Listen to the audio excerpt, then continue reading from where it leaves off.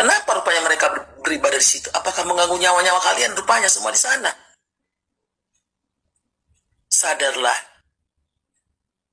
Berbuat baik itulah yang diinginkan oleh Nabi kita, ajaran agama kita. Bukan menyakiti.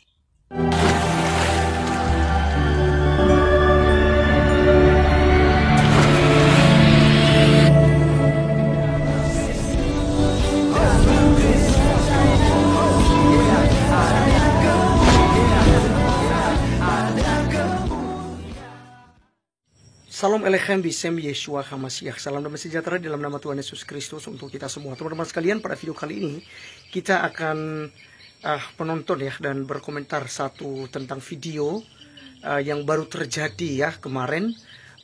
Oknum polisi dan juga masyarakat pastinya sih akan turun yang suka mengganggu peribadatan Kristen, teman-teman sekalian. Ini mereka membubarkan ibadah lagi, bahkan melarang pendetanya supaya pendetanya tidak buat lagi ibadah di rumahnya, padahal di rumah sendiri, teman-teman sekalian. Nah, ini kita akan dengarkan satu ibu-ibu muslim dan juga nanti Abu Janda ya, Permadi Ariyah, memberikan keterangan bahwasanya untuk ya ibadah di rumah itu tidak perlu izin dan lain-lain ya, seperti musola bagi muslim tidak perlu izin gitu ya, kecuali gereja ya baru dibuat izinnya. Nah, teman-teman sekalian, ini yang kemudian kita akan bahas bersama-sama. Sebelumnya kita tonton videonya berikut ini.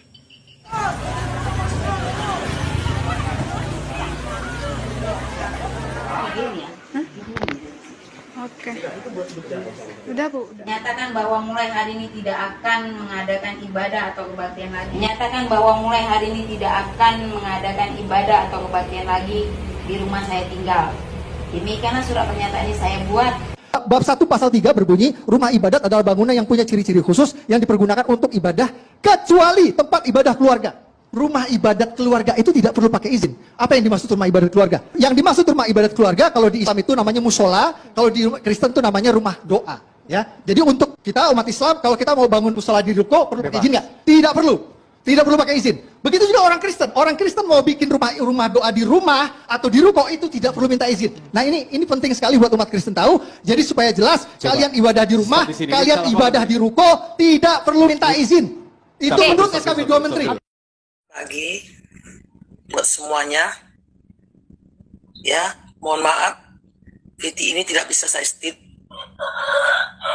Saya juga dari Putri Sumatera Utara dan saya juga beragama Islam, tapi saya miris ya melihat ya orang-orang yang seiman dengan saya bertindak seperti ini, terutama nih masa aliansi umat Islam Kota Medan. Maaf,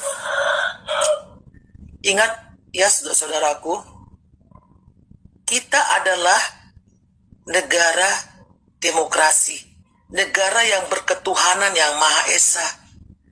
Kita dituntut harus saling menghormati antar agama, yaitu dengan agama yang lain. Kita satu negara, itu negara Indonesia ya, yang sudah diatur dalam undang-undang, yaitu bebas memeluk agama masing-masing. Kenapa begini ya? Miris saya melihat begini ini. Kenapa rupanya mereka beribadah di situ? Apakah mengganggu nyawa-nyawa kalian? Rupanya semua di sana. Sadarlah. Berbuat baik itulah yang diinginkan oleh Nabi kita, ajaran agama kita. Bukan menyakiti antar sama manusia. Semoga ini cepat ditindaklanjuti oleh pemerintah setempatnya. Oke, terima kasih dan salam seakhir. Ya, teman-teman sekalian, itulah yang kita sudah dengarkan bersama. Dan apa yang terjadi ini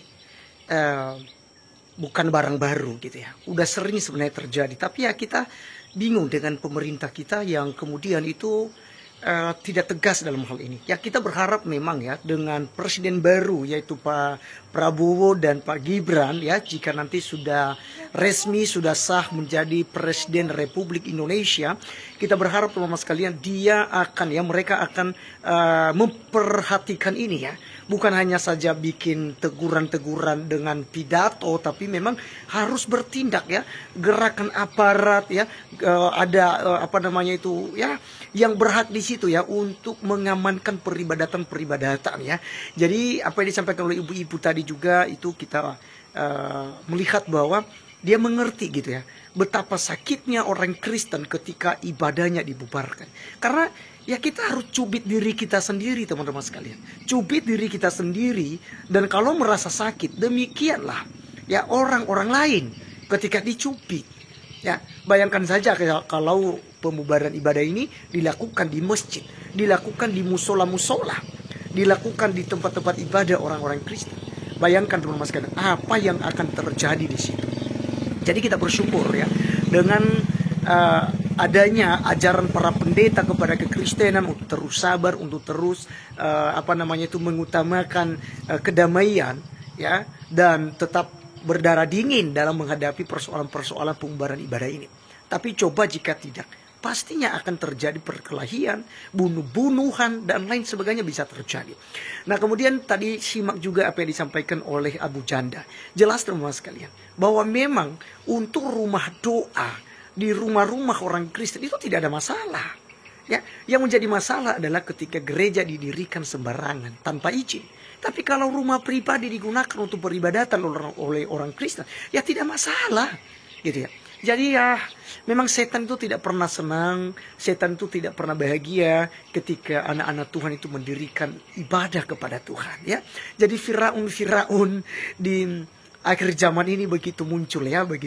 Para kandurun ini Firaun teman-teman sekalian. Seperti Firaun kan melarang bangsa Israel gitu ya. Nanti kena tulah, kena musibah ya, baru mereka pada sadar, baru mereka minta maaf.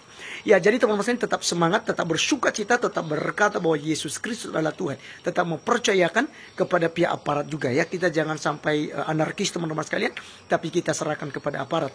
Ya, pastinya dengan viralnya video ini akan dipertimbangkan kembali. Ya, walaupun pendetanya sudah memberikan surat pernyataan ya, karena memang di bawah tekanan ya, diancam dan lain sebagainya, sehingga ya harus memberhentikan ibadah tersebut. Baik teman-teman sekalian, sebarkan video ini supaya video ini cepat diproses ya oleh pihak pemerintah dan juga aparat tentunya. Saya Arif Gula undur diri, sampai ketemu di video berikutnya. Tuhan Yesus memberkati kita. Salam.